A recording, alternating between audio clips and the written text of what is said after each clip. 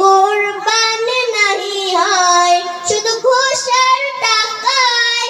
যদি পশু কেনা হয় শুধু পশু জবাই হয়, কুরবানি নাহি হয়। এমন যারা করে তারা নিজেকে ঠকায়, মনে করে সবার সেরা আমি দুনিয়ায়। কুরবানি কুরবানি কুরবানি মোবারক, কুরবানি কুরবানি কুরবানি মোবারক। গরু ছাগল দুম্বা উট যেই পশু হোক না ভাই, হালাল টাকায় কিনে তোমায় করতে হয় জবাই।